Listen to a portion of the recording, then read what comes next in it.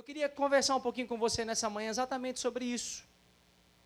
Se você puder, abra sua Bíblia comigo em Atos capítulo 20. Atos capítulo 20.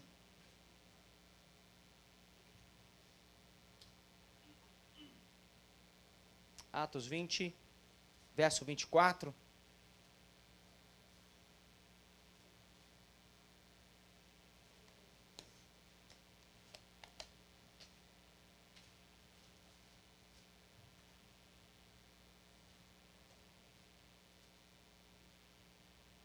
Quando Deus colocou o homem na terra, Deus colocou o homem com um propósito e o Senhor estabeleceu algumas leis, e uma das leis que Deus estabeleceu é um princípio do Senhor. Deus não vai fazer nada aqui na terra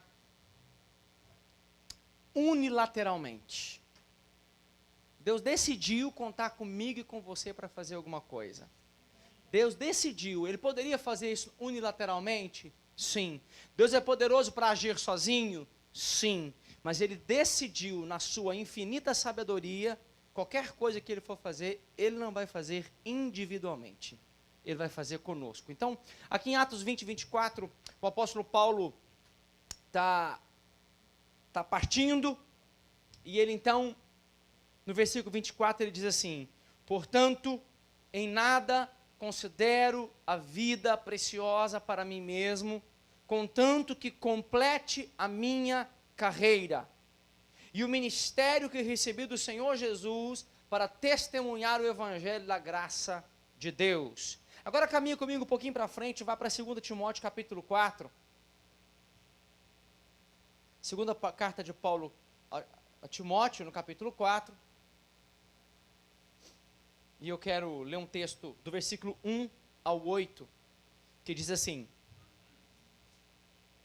conjuro-te, rogo-te, perante Deus e Cristo Jesus, que há de julgar vivos e mortos, pela sua manifestação e pelo seu reino, prega a palavra, insta, quer seja oportuno, quer não, corrige, repreende, exorta com toda a longanimidade e doutrina. Verso 3: pois haverá tempo em que não suportarão a sã doutrina, pelo contrário, cercar-se-ão de mestres, segundo a sua própria cobiça, como que sentindo coceira nos ouvidos, e se recusarão a dar ouvidos à verdade, entregando-se a fábulas.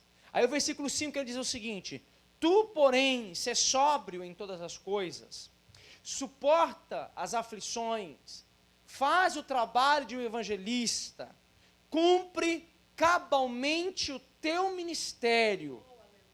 Versículo 6: quanto a mim, estou sendo já oferecido por libação, e o tempo da minha partida já é chegado.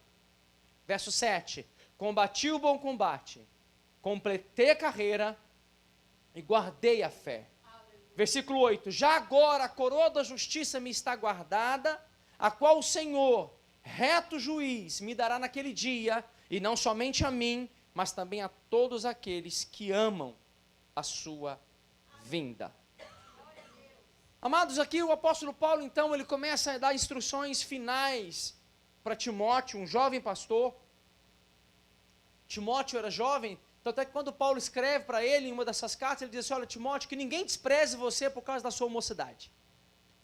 Ele foi colocado como pastor, provavelmente pastor de pessoas muito mais velhas do que ele. Timóteo foi colocado para liderar pessoas mais maduras na idade do que ele, pessoas mais velhas, talvez senhores e senhoras, e ele era muito jovem, e em algum determinado momento o apóstolo Paulo escreve: olha, não deixe ninguém desprezar você por causa da sua mocidade, que ninguém despreze você porque você é jovem. Então Paulo, na verdade, Paulo foi o discipulador e o mentoreador de Timóteo. Timóteo, ele era filho de uma judia, de um pai grego. Timóteo foi circuncidado pelo próprio apóstolo Paulo.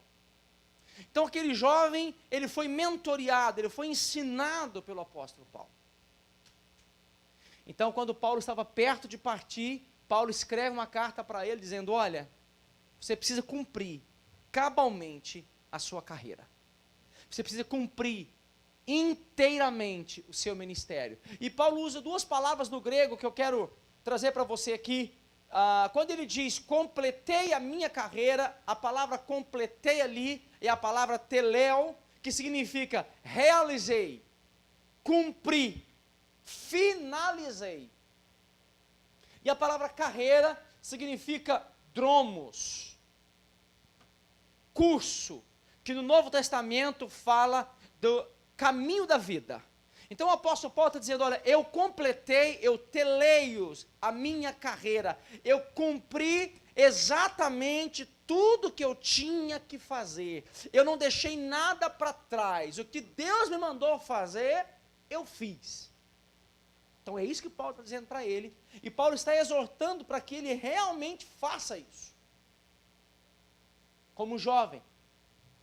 E nessa manhã, aproveitando essa oportunidade e esse ambiente da nossa chegada, alguns irmãos aqui talvez não saibam um pouco da nossa história. Nós éramos pastores em Goiânia, de uma igreja que nós começamos na nossa casa há 8 anos atrás.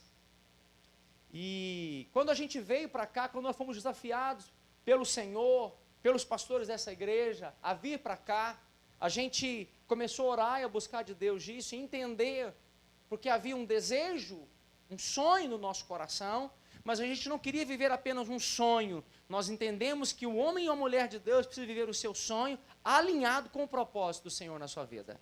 Posso ouvir um amém aí? Amém. Qualquer sonho meu e seu precisa estar alinhado com o propósito. Por quê? Porque nós vamos entender pela palavra de Deus que nós não estamos aqui simplesmente para vivermos a nossa vida. Todos nós estamos aqui. Quando digo aqui, não estou falando desse país, mas nessa vida, nessa terra, no tempo chamado Cronos. Porque Deus não está no Cronos, Deus está no Kairos, Deus está no eterno. Mas Deus colocou você e eu no Cronos, com uma finalidade, que nós realizemos o propósito pelo qual Ele nos colocou aqui. Quando você olha para a vida de Jesus, você vai ver Jesus, na verdade, Mateus, o Evangelho de Mateus, está repleto dessa expressão. Você vai ver o seguinte, Mateus falando assim, então Jesus saiu de Nazaré e foi para Cafarnaum, para que se cumprisse o que estava escrito. Aí depois você vê assim, então Jesus fez isso, para que se cumprisse o que estava escrito. Então você começa a perceber que a vida de Jesus, ela foi totalmente para que se cumprisse o que estava escrito. E eu quero te dizer que não é diferente para mim e para você. Cada passo que nós damos, cada atitude que nós tomamos, cada decisão que somos desafiados a tomar, tem que estar alinhado para que se cumprisse o que estava escrito ao teu respeito, ao meu respeito, ao nosso respeito. Amém? Então, Deus tem um propósito para nós. Deus tem um propósito para a tua vida. E quando você vai para Mateus capítulo 25, acho que é Mateus 25, vou confirmar daqui a pouco, falo para vocês, mas Jesus começa a contar a parábola dos talentos, aonde ele conta uma história para ilustrar uma realidade espiritual. Parábola é uma história para ensinar uma realidade espiritual. Então, quando Jesus fala da parábola dos talentos, ele está dizendo o seguinte, olha, então um homem muito rico, que ia se ausentar para uma viagem, chamou os seus servos, e deu a eles talentos. Talento ali é dinheiro, não é talento de dons, de aptidão. Talento na Bíblia ali está falando da moeda chamada talento. Para um ele deu 5, para outro ele deu 2, e para outro ele deu 1. 5 talentos para um, 2 para outro, 1 para 8. Por favor, não vai pensar, realmente fulano tem 5 talentos, ele canta, ele prega, ele toca. Não é disso que eu estou falando. O contexto ali é dinheiro. O contexto ali é dinheiro. Aquele homem era muito rico. E ele então ia fazer uma viagem longa, chamou os seus empregados e falou, olha, você vai cuidar de 5 talentos, você vai cuidar de 2 e você vai cuidar de 1. E é interessante que o texto diz que ele deu para cada um segundo a sua capacidade. Você pode repetir isso comigo? Segundo a sua capacidade. O que quer dizer? Deus nunca vai pedir para você fazer algo que você não possa fazer. Nunca. Se Ele está te pedindo para fazer algo, é porque Ele já capacitou você para realizar aquilo. Ele já te deu as condições naturais, emocionais e espirituais para fazer aquilo. Vocês estão comigo? Então veja bem, isso mostra, essa parábola mostra que tempos depois, aquele senhor volta para prestar contas com seus empregados. Então, quando Jesus começou a usar essa parábola, ele estava nos ensinando algo. Ele estava mostrando, olha gente, um dia todo mundo vai prestar conta do que fez. É uma realidade, é uma história para ilustrar uma realidade espiritual. Todos nós estaremos diante de Jesus um dia e vamos prestar conta do quê? Da carreira que ele propôs para nós. Amém, querido? Então eu preciso que você entenda, quando você foi chamado pelo Senhor para cumprir algo, é necessário que você empenhe todo o seu ser, corpo, alma e espírito, para cumprir o propósito pelo qual Deus te chamou. Porque todos nós estaremos diante dele um dia para prestarmos conta do que ele fez. Agora, isso é claro para a maioria dos crentes, né? É verdade que a maioria dos crentes, a maioria dos cristãos já entenderam, não, eu tenho um propósito, eu tenho um propósito. Às vezes alguns até ficam assim, não, eu sei que Deus tem um propósito para mim, eu só não sei qual que é ainda, mas eu sei que ele tem. É bem verdade que a gente sabe disso. E às vezes algumas pessoas, em nome de tentar entender o que Deus tem para elas, ficam assim, não, eu ainda não entendi o que Deus quer de mim, então eu vou ficar em stand-by, até que eu entenda o que Deus tem para fazer. O que quer que eu faça? Mas eu não quero falar hoje sobre ter carreira, porque eu acho que cada um aqui sabe da carreira que tem para cumprir. Mas eu queria tentar chamar sua atenção para alguns exemplos bíblicos de pessoas que não terminaram bem a sua carreira. Porque isso também serve de ensino para mim e para você. Porque melhor do que começar bem, é importante que nós terminemos bem. Mais importante é terminar bem do que começar bem. Às vezes a gente começa até meio tropeçando, começa a coisa meio sem forma e vazia, meio complicado, mas se termina bem, isso é ótimo. Agora, às vezes a gente começa a perceber, ao longo da nossa caminhada cristã, quantas pessoas começaram tão bem, e com o passar do tempo você vai percebendo que a coisa não está legal mais, e vai ficando, e não termina bem. Então, eu quero que esses exemplos, nessa manhã, possam clarear a nossa mente, para que a gente possa entender, e que a gente não recaia nos mesmos erros que essas pessoas aqui caíram. Caminha comigo para 1 Samuel, capítulo 15, verso 24. Primeiro livro de Samuel, né? Capítulo 15, verso 24.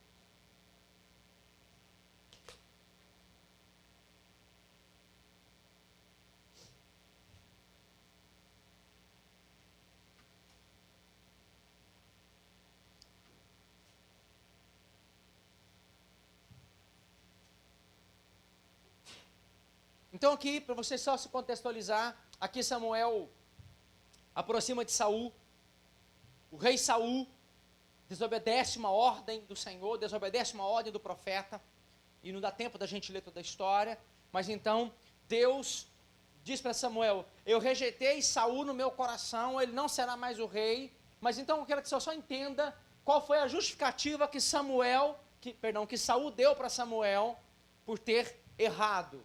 1 Samuel capítulo 15, verso 24, diz o seguinte, então disse Saul a Samuel, pequei, pois transgredi o mandamento do Senhor e as tuas palavras, porque temi o povo e dei ouvidos à sua voz. Deixa eu falar uma coisa para você, a voz do povo não é a voz de Deus. Aleluia. Você precisa entender isso. Lá no Brasil nós temos um ditado, não, porque a voz do povo é a voz de Deus. Não é a voz de Deus. Tem muita coisa que as pessoas estão dizendo que não é a voz de Deus para a sua vida. Tem muitas pessoas opinando na sua vida e isso não é a voz de Deus para você. A televisão não pode determinar como você deve viver. Não pode. Nós no Brasil nós estamos vivendo uma situação delicado, nós chegamos agora lá, irmãos, depois que esse novo presidente assumiu, tá uma caixa de marimbondos agora, o nosso país está tenso, está chato, está ruim. E outro dia, saiu uma polêmica lá do azul e do rosa, não sei se vocês ficaram sabendo aqui, que a ministra disse que menino veste azul, menina veste rosa e tal, isso virou uma polêmica, E de repente a gente começou a ver um movimento de artistas de determinadas emissoras do Brasil, dizendo, não, porque eu visto o que eu quero, eu vá, babá. E aí, irmãos, eu fui vendo aquele negócio, me deu uma ira. Eu fiquei irado, porque eu comecei a pensar assim, quem é fulano de tal para determinar como as coisas dentro da minha casa vai ser? Nessa casa tem profeta. Nessa casa tem homem de Deus. E aqui, quem determina como as coisas serão, sou eu. Não é o cantor fulano, não é a atriz fulano, não é o artista fulano. Então eu preciso que você entenda algo. Muitas pessoas não cumprem a sua carreira, porque elas começam a dar ouvidos à voz do povo. Elas começam a dar ouvidos. Às vezes os jovens vão ouvir, não, esse negócio de igreja demais vai deixar você meio biruta, não vai para lá. Para que esse negócio? Não envolve tanto com isso, não envolve com aquilo. Esse tipo de voz nos afasta do propósito de Deus. Então Saul não cumpriu a sua carreira. Irmãos, quem escolheu Saul como rei? Deus. Quando Deus manda Samuel, diz a Bíblia que Saul sobressaía dos ombros para cima. Eu fico imaginando a altura do Saul, né? Dos ombros para cima ele sobressaía em beleza, em formosura, em altura. Então quando eles olharam, o cara, como é que é seu nome? Maurício, O Maurício chegou aqui, eu falei, gente, o cara chegou, né? Uau! Uau! Não é não, Maurício? Maurício olha que ele chegou, eu falei, o guarda-roupa chegou, gente, dá licença, não é? Imagina, Saul talvez da altura do Maurício, e Deus falou assim, é ele. Quando Samuel olhou, ele sobressaía acima dos outros. Aqui quase não sobressai, né, gente? Quase não, mas tudo bem. E aí então, Deus escolheu, mas lá na frente Deus rejeitou. Por quê? Porque no momento em que ele tinha que escolher entre obedecer a Deus, e quando ele se sentiu pressionado pelo povo, pressionado pela opinião pública, não, mas eu não posso eu não posso ofender fulano, eu não posso ofender ciclano, nossa, mas como é que eu vou ficar no filme? Eu vou queimar meu filme com a galera geral, trazendo para o nosso contexto, não posso queimar meu filme, então eu vou ficar de boa com todo mundo aqui. Pois é, mas ele ficou de boa com todo mundo e perdeu a aprovação do Senhor. Então eu preciso que você entenda, para cumprir o seu propósito, você vai desagradar muitas pessoas. Muita gente vai ficar chateada com você. Muita gente não vai te compreender, não vai te... Mas o nosso alvo é ouvir lá no final, servo bom e fiel, você cumpriu cabalmente a sua carreira, você cumpriu o propósito pelo qual você foi chamado. Segundo exemplo que eu quero que você entenda comigo, de uma pessoa que não cumpriu o seu propósito. Nasceu com um propósito definido, tinha uma carreira maravilhosa estabelecida. Sansão. Sansão nasceu para ser um juiz. Naquela época não havia reis ainda sobre o povo de Deus. Não havia reinado estabelecido como nas outras nações. E os juízes se levantavam para determinar e governar o povo. Então Sansão foi um dos juízes. Nasceu por um propósito, nasceu de um voto de nazereado, nasceu debaixo de um milagre. Os pais de Sansão não podiam ter um filho. Irmãos, o nascimento de Sansão foi um milagre. Um anjo aparece para os pais dele e diz, você vai ficar grávida, seu filho não vai cortar o cabelo, seu filho não vai beber vinho, seu filho não vai nem tocar na casca da uva, seu filho não pode tocar no animal morto, e nem nada, chegar perto de nada imundo, ele vai ser nazireu, ele vai ser separado, e esse homem será dotado de uma força sobrenatural. Isso aconteceu, sim ou não? Mas quando você começa a ver a história de Sansão, Sansão volta e meia dava uma brincadinha com o pecado. Ele era nazireu, ele não podia beber vinho, ele não podia tocar na casca da uva, ele não podia, nada que tivesse ligado ao vinho e à uva. Certo dia, Sansão estava passeando, aonde? Nas vinhas de Tímina, passeando. Tocou? Talvez não tocou, mas onde que ele estava? Ao redor. Aí aparece um leão novo. Vem um leão novo. A Bíblia diz que Sansão, tomado pelo Espírito de Deus, pega aquele leão. E você imagina, irmãos. Pega aquele leão e rasga o leão como quem rasga um cabrito. Eu nunca rasguei um cabrito na minha vida. Não, e aí a Bíblia diz que ele rasgou o leão como um cabrito, como se rasgar um cabrito fosse a coisa mais fácil do mundo. E que ele pegou o cabrito e... Quer dizer, o cabrito não, o leão, né? Rasgou o leão. Largou o leão para lá. Dias depois, voltando para casa, ele passa, dá uma ideia na cabeça dele. Gente, eu vou lá ver o leão. O leão estava morto. Um nazireu podia se aproximar de algum morto? Ele foi lá, ainda pegou mel de dentro do leão, comeu. Então você começa a ver Sansão quebrando princípios ao longo da sua vida, brincando, cirandando com o pecado. Sansão vivia no pecado? Não, mas de vez em quando ele ia lá, dava uma bicadinha e tal, e voltava e voltava. Chegou um momento da vida dele que a coisa foi ficando assim, eu vou lá um pouquinho, volto, eu vou lá um pouquinho, volto, eu vou lá um pouquinho, volto. Ele terminou a sua vida sem os seus olhos, cego. Escravo, empurrando um moinho, fazendo serviço de um animal. Agora, irmãos, eu pergunto para você, no projeto original, aquele homem tinha nascido para arrebentar com os filisteus, aquele homem tinha nascido para ser libertador do povo, juiz e líder do povo, mas por negligência em algumas áreas da vida dele, ele foi comprometendo o propósito na vida dele. Vocês estão comigo? Então, primeiro foi Saul, que deu ouvido à voz do povo. Segundo foi Sansão, que foi aquele que não estava vivendo afundado no pecado, mas ia lá, voltava, fazia uma coisinha, voltava. Isso foi comprometendo o propósito. Terceiro exemplo que eu quero dar para você. 1 Reis, capítulo 11, verso 29.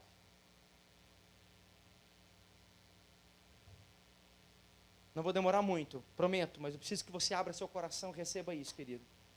1 Reis, capítulo 11, versículo 29 ao 33, diz o seguinte: sucedeu nesse tempo que, saindo Jeroboão de Jerusalém, encontrou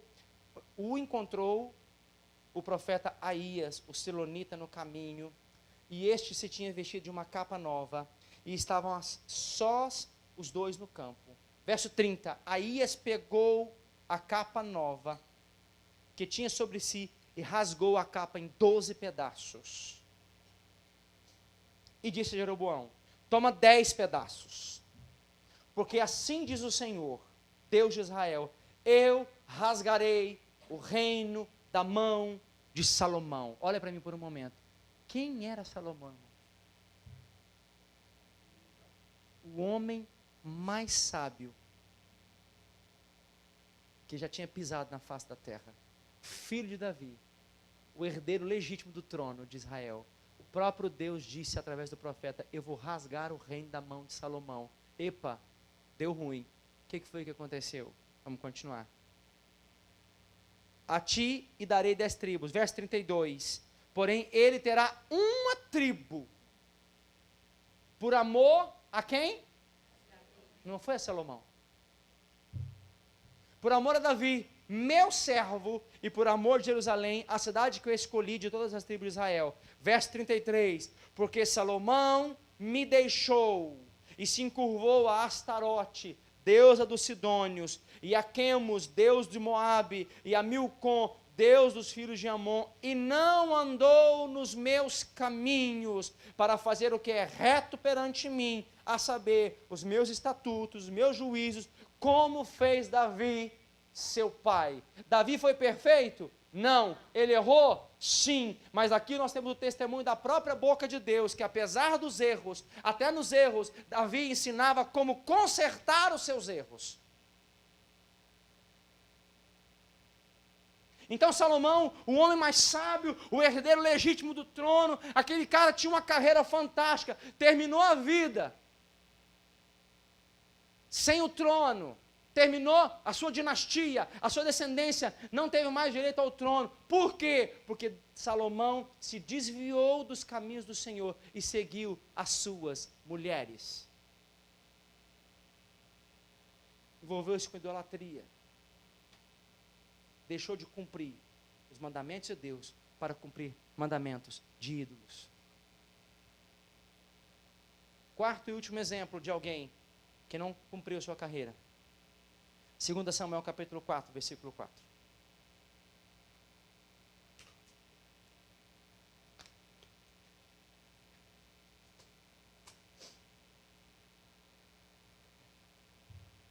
Samuel 4:4.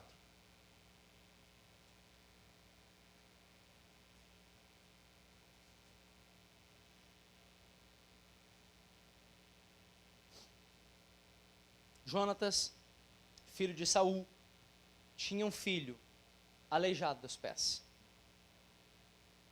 Era da idade de 5 anos, quando de Jezreel chegaram as notícias da morte de Saul e Jonatas. Então sua ama, sua babá, o pegou e fugiu. Sucedeu ela que, apressando-se a correr e a fugir, deixou o menino cair. Ele caiu e ficou aleijado, ele ficou manco. Seu nome era Mefibosete. As grávidas de plantão, a gente tem uma sugestão de nome para vocês, se você quiser, né? Último exemplo que eu quero dar para você nessa manhã. Pessoas que não cumpriram sua carreira. E Mefibosete, apesar de haver uma palavra profética, Deus tira o trono de Saul. Saul teve um filho chamado Jonatas. Jonatas teve filhos, e um dos filhos de Jonatas era Mefibosete. Na guerra, Saul e Jonatas são assassinados. Então, a babá, a ama, ficou sabendo: mataram Saul, mataram Jonatas, vão acabar com a família de Saul. Só tem esse menino aqui, deixa eu cuidar desse menino, deixa eu salvar esse menino. Pega o menino e ela vai sair correndo, porque a guerra está chegando. Irmãos, nós estamos falando de algo violento, estamos falando de uma atrocidade. Quem já assistiu aquelas séries aqui, Vikings, essas séries épicas, você vai ver que aquele povo chegava, irmãos, eles abriam as barrigas das grávidas, eles saíam arrebentando com tudo. Aquela mulher pegou aquele bebê e saiu correndo, mas ao sair correndo, ela tropeça, deixa o menino cair, o menino cai, quebra os pés e fica manco, fica aleijado. Quarto e último exemplo de pessoas que não cumprem a carreira, pessoas que foram feridas por quem deveria cuidar delas. Pessoas que passaram por líderes, por pastores, por líderes, por apóstolos, por bispos, por discipuladores, que ao invés de cuidar dessas pessoas, machucaram e feriram essas pessoas, e elas decidiram: eu nunca mais quero saber de igreja, eu nunca mais quero saber de carreira, eu nunca mais quero saber de ministério, eu não me envolvo mais com igreja só quer saber de sugar a gente, igreja só quer saber de arrebentar com a gente, liderança não funciona, igreja não funciona, pastor não funciona, é tudo balela. Eu quero dizer que para você, meu querido, você precisa cumprir a sua carreira, mesmo que quem tinha o papel de cuidar de você te feriu, te machucou. O fato da gente ter sido ferido e machucado ao longo da nossa vida com Jesus não nos dá o direito de abandonarmos a nossa carreira. Você não tem o direito de desistir do seu propósito. Você não tem o direito de abrir mão da sua carreira. Você não tem o direito, diante de Deus, de abrir mão do seu ministério. Sabe por quê? Porque Deus deu o melhor dele para a sua vida. Eu posso te ofender, eu posso te ferir, os pastores dessa igreja podem machucar você, você já pode ter sido ferido por pastores, mas Jesus nunca vai ferir você. Jesus nunca vai dar as costas para você. Jesus nunca vai olhar para você e falar assim: eu já sabia. Nunca. Ele sempre vai acreditar em você. Deus está falando para mim que eu não tenho que olhar para pastor de modo algum. Nós temos que ser modelo e exemplo para vocês. Eu não estou aqui me esquivando de nada, mas mesmo que no meu exemplo eu fira você, você tem alguém que nunca vai te machucar, você tem alguém que nunca vai te ofender, Jesus Cristo. Então você não pode deixar de cumprir o seu propósito, a sua carreira, porque você foi ofendido por quem devia te amar e te cuidar. Mefibosete, neto do rei. Diz a Bíblia que quando Davi volta, lá na frente depois, Davi então recupera o reino, recupera tudo. Davi então chega diante dos seus conselheiros, dos seus príncipes e pergunta: existe alguém ainda da casa de Saul, da linhagem de Jonatas, meu amigo, para que eu possa honrar? Tem alguém vivo ainda? Vocês sabem de alguém? Aí então chega para Davi a notícia: olha, ele tem um rapaz, tem um homem aí, mas ele é aleijado, ele é manco. E então Davi manda chamar, manda buscar. Davi que agora que vai simbolizar, vai tipificar para mim e para você agora a figura de Jesus Cristo. o coração de Deus, Davi manda buscar Mefibosete. Quando Mefibosete chega, a Bíblia não nos diz qual que era o grau dessa deficiência dele, mas eu imagino um homem talvez com os pés torcidos, com os pés que quebrou, deve ter cicatrizado com os pés errados, mas eu imagino um homem que não tinha capacidade de andar normalmente, um homem que não tinha capacidade de se guiar normalmente, um homem que talvez tivesse a necessidade de ser cuidado por alguém naquele momento. Ele chega diante do rei, e quando o rei fala para ele, fala assim: Mefibosete, até então todo mundo conhecido como o aleijado, o manco. E Davi então diz Mefibosete, e ele diz assim: Senhor, quem sou eu, senão um cão qualquer, para que se lembre de mim? E aí então Davi diz para ele: eu quero que você assente-se à mesa comigo. Agora, irmãos, que coisa, o homem estava jogado, abandonado, o rei, o grande rei, o nosso grande rei Jesus Cristo, olhou para nós um dia e falou assim: vem, porque eu tenho um lugar na mesa para você. Agora, na mesa, na nossa mesa de hoje, tudo bem que naquela época a mesa não era como a nossa mesa hoje, mas mesmo naquela época, vocês me perdoem, não escandalizem comigo não, tá? Mas naquela época, vocês estão filmando isso daí, né, gente? Mas naquela época as pessoas sentavam na mesa assim? É assim. As mesas não eram como as nossas. As mesas eram baixas, havia as almofadas aqui, mas os pés eram colocados para trás. Tanto é que quando aquela mulher veio derramar o perfume nos pés de Jesus na mesa, ela não entrou debaixo da mesa. Jesus estava reclinado à mesa, você pode ver que estava reclinado à mesa. A mulher derramou os perfumes aqui. Mas onde eu quero chegar? Na mesa, todos são iguais. Na mesa, por mais que os meus pés sejam aleijados, na mesa, quando a gente senta, os nossos pés ficam escondidos, as nossas deficiências ficam escondidas. Quando você senta à mesa do Senhor, as suas deficiências, as suas feridas, os seus machucados, eles vão ficar escondidos. O rei te coloca na mesa, aonde todos têm o mesmo direito, todos são iguais. Amém, querido? Então você precisa cumprir o seu propósito. Você tem algo para fazer, meu querido. Você não está aqui só para trabalhar ou só para viver. Eu não estou aqui só para viver. Nós temos uma carreira em Deus para cumprir. Amém. Por quê? Porque todos nós estaremos diante dele um dia. Aí eu vou dizer: não, Senhor, mas eu estava manco. Mas ele vai dizer para mim e para você: mas eu te coloquei sentado à mesa. E na mesa, todos são iguais. Na mesa, eu escondo as suas debilidades. Na mesa, eu escondo as suas deficiências. Então, queridos, nós seremos indesculpáveis diante de Deus. Eu não vou poder dizer: Deus, eu não cumpri por causa da Clícis. Deus, por causa do Eliseu, por causa do André. Não. Ele vai dizer: você estava dotado de tudo que você precisava para cumprir o seu propósito. E nessa manhã eu quero profetizar sobre a tua vida: você cumprirá o seu propósito. Você está aqui para realizar algo. Esta casa precisa de você, esta igreja precisa de você. Não olhe para cá e diga assim: eu estou aqui, mas não é nem muita opção, eu estou aqui, caí de paraquedas. Não, Deus te colocou aqui, meu querido. Deus trouxe você para cá. Deus te plantou nesse lugar. Por quê? Porque Ele tem um propósito para você, porque Ele tem uma carreira para que você cumpra, Ele tem algo para que você possa realizar, Ele tem algo para que você possa fazer. Irmão, nessa hora você tinha que falar muito amém mesmo, mas muito amém, porque Deus está contando com você. Ele podia fazer tudo sozinho? Podia, mas Ele decidiu não fazer. Ele conta com você, Ele conta comigo. É propósito de Deus. Ele não vai fazer nada na terra sem você. Nada na terra sem a tua cooperação. Por isso que você vê aquele texto dizendo que o Senhor procurou e não encontrou um que tivesse na brecha. Não tinha nenhum. Você vai ver em Crônicas, quando o Senhor fala assim: os olhos do Senhor passam por toda a terra para mostrar-se forte.